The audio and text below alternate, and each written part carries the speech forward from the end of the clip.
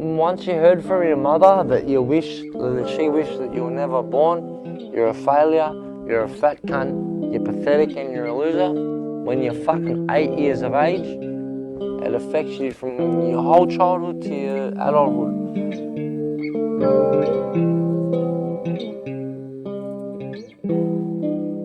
Hey brother, how you going? Not bad, mate. Not bad. That's How good. you doing, Jack? Yeah, good man. Okay. And what's your circumstances at the moment? So currently, I'm homeless at the moment. I will be honest, I got released from jail about 4 days ago. So How long you been homeless for? On and off, 7 years. That's a long time. Yeah, man. How old are you at the moment, Jack? I'm 24. Jack, where did you grow up? So my childhood, I was born and raised in Moorabbin.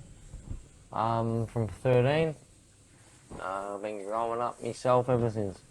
Streets, people's houses, couch surfing, this and that. What are you doing at the moment to survive? What are you doing for money? At the moment, I'm on the streets, coal biting, trying to, just sit down on the side of the road with a sign and be like, hey, has anyone got any spare change? And I don't like doing that, you know what I mean? But as much as I've got to survive, I've got to survive. Yeah. We've all got the right to survive. We've all got rights in our life. You know what I mean? Yeah. Have you got anything like services or organisations that are helping you with housing? When I got released this time, before custody, I had a social worker called Anthony, and he was like a outreach worker on the street. So every now and then he would check in with how I'm going, and he became my social worker. I witnessed the trauma and this and that, and I couldn't deal with that. So I decided to cut everybody out of my life. Didn't want to talk to anybody. The partner I was with, we thought we could deal with it with each other. Turns out the drugs and alcohol were always the problem. So I was drinking a lot, trying to dealing with a death that I had to deal with, them dying in our presence. So that kind of fucked me up into the point where I'm now in this spiral again of what to do. And I'm kind of a lost soul at the moment, I will say. I don't know where to go, like what to do, but yeah, it's around the world cycle, you know what I mean? Like, things are hard. Like, as I said, I just got released from jail, so I'm starting again. You know what I mean? I lost my partner, I lost my house, I lost my Centrelink, all this and that. So I've got to start from ground zero, and yeah. And since my father died when I was 7, I have not had that right male role model in my life, and that's always affected me because I don't know what I stand for as a man. I mean, it's kids need that. Yeah, we need the right structure, role models in life. Right. A real man will sit down and talk with each other. That's what I needed from my childhood. Yeah. You know what I mean? Life is a problem. Once you're born into this life when you weren't granted, if that makes sense, when you're an accident, here say me, You weren't an accident, Jack. well, my mum told me all my life I was an accident. But you're not. But when you've got that conformed thought of why am I here, do you know what I mean? Then you start thinking, what else do you do? Well, how else do you make money? What else do you do? So basically when I was born with no father. My mum looked after me as a single parent. My father passed away when I was 7. And my mum, after that fact, she decided to get very abusive. And I used to get bashed every day of my life with my mum and this and that. But then when I went to school, she would air raid in front of people that she loved me. But when I got home, where's the love? Like, you know what I mean? I didn't believe in school, if that makes sense. Like, yeah, as much as I wanted to succeed in life, I didn't believe in school. I know that, like, that school is a, you know, we all need it, this and that, but there was just some extent to school where I was like, no, I'm not conforming to learning about history when the only problem I've got to worry about is my future.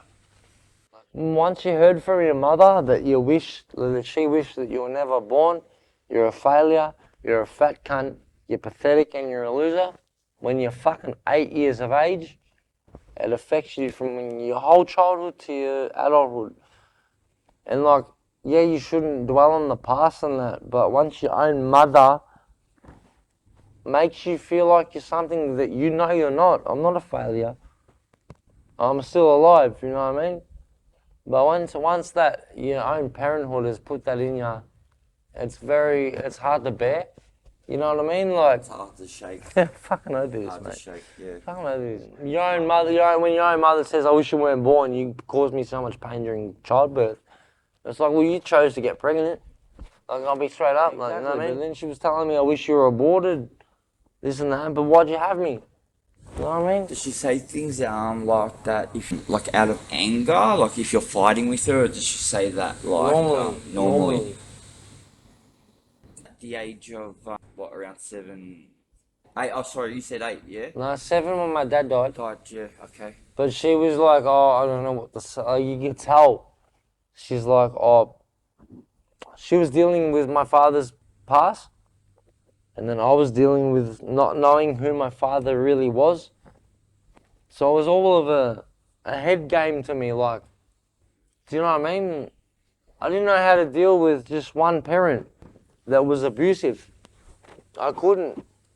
Like, and then she used to tell me, "You're exactly like your dad." And that used to play on me too. Like, what do you mean I'm exactly like my dad? And then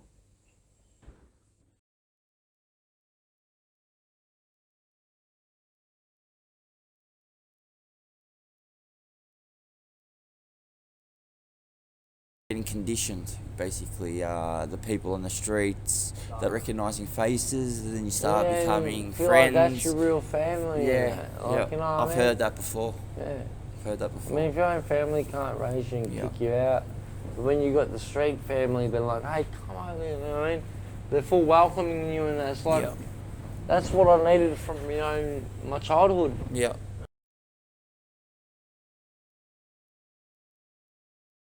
Like, she used to bash me every day of my life. Yeah. That sounds horrible, Joe. Like, from 8 to 14, like, even when I was like, my mum kicked me out at 13, but I used to visit my mum and my brothers every now and then when I was 14 and stuff like that. Sometimes she'd offer me a night to sleep at her house, which I was grateful for, but I couldn't do anything. She knew I was a smoker, stuff like that. I'd go out the front like she told me to do, to go have a cigarette. I'd come back in and she'd be like, "Oh, you stink, get the fuck out." And it's like, I just abided by your rules, but you're gonna kick me out? Like, I didn't deserve that. And then ever since my mum said, "You know what, you can go fuck yourself, I wish you were dead, like your dad," that played on me, you know what I mean? Like, maybe I do deserve to be dead. Like, I'm a Christian and I believe that if I kill myself, I'll go to hell. So I'm trying to constantly keep battling with that, like my religion and stuff like that.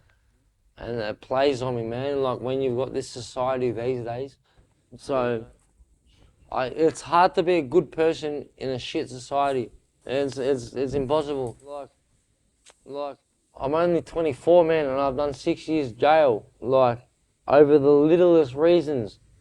I'll be honest with you, I've reached an intervention order in the past, but that intervention order wasn't put on from my partner. It was put on from the police. My partner called me as soon as I got out of the jack shop. Doesn't that say something? Like, you know what I mean? Like, the jacks are just fucked in the city, man. Like, they just wanna pin you just because you're walking around the city all day. Yeah. But what? Well, and you're homeless basically. yeah, where It's else like- am I meant to go, mate? What Yeah. else am I meant to do? Yeah. You know what I mean? Especially when you get released from jail, and you know you feel like there's nothing better except your family on the streets because they've always been there for you. It's like You know what I mean? it's like it's all you know basically. Yeah, and not even your own family. You've been there for Sometimes. so long. Yeah, like does that make sense? Like, I'm a sensitive bloke, but like, I don't like to go around causing problems and when you're frightened. And that's something I came up with myself, you know what I mean? Like, flight and fright, flight or fight, I mean. It equals, in the middle, deep down you're frightened. No shit, you know what I mean? Instead of cracking someone in the face first. And that's where all my PTSD and all my anxiety, depression and shit has come from. Like, I've been cracked in the face for just asking someone for a cigarette when they only had one left. Shit like that, yeah. And I've been robbed, you know, I've been like, stood over, fucking nearly killed, tried to kill myself, all for the fact of that if when I'm in jail, they tell me they're gonna, you know, give me a set plan, this and that, and then I get bailed out to no address. Well, what am I meant to do? Come back here? You know what I mean? Did they bail you out? They bailed me for one night at the Coburg Motor Inn. The last time I was in jail, which was They need a fixed address. exactly right. And they did that to you. Exactly right. They didn't care, did they? No. That's pretty wrong. Mhm. That's what I mean by every day of my life I've been dealt the shit end of the stick, where I'm trying to tell everybody that's a part of the law that I want to do better with my life. And no one's helping. No one's. I want to go to rehab.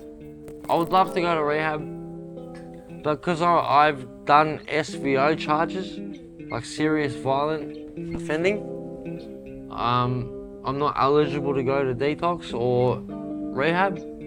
But at the end of the day, people are capable of change, man. You know what I mean? Like, and the one thing I want to do is rehab, but I'm not eligible for it because of my SVOs, which I'll be honest, like I've been in a lot of trouble with the law, a lot of trouble with